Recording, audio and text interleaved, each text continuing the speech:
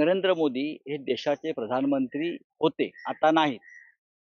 आता फार तर ते निवडणुकीची घोषणा झाल्यावर निवडणुकीची जेव्हा घोषणा होते राज्यात किंवा देशात, तेव्हा राज्याचे मुख्यमंत्री हे फार तर कार्यवाहक मुख्यमंत्री असतात आणि देशाचे प्रधानमंत्री हे कार्यवाहक प्रधानमंत्री असतात.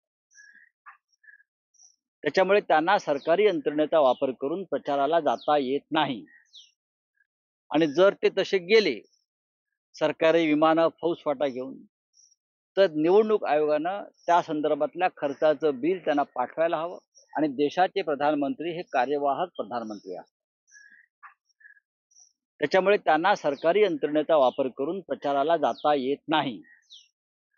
आणि जर ते तसे गेले सरकारी विमानं, फौजफाटा घेऊन, तर निवडणूक आयोगानं त्या संदर्भातल्या खर्चाचं बिल त्यांना पाठवायला हवं आणि त्या पक्षाच्या खात्यातून त्या पक्षाकडून ते पैसे वसूल केले पाहिजेत. नरेंद्र मोदी गेल्या काही दिवसापासून निवडणुका जाहीर झाल्यापासून सरकारी यंत्रणा, सरकारी विमानं, सरकारी हेलिकॉप्टर घेऊन फिरतायत, घोषणा करतायत. त्यांचा एक एक दौरा हा 25-25 कोटीचा असतो.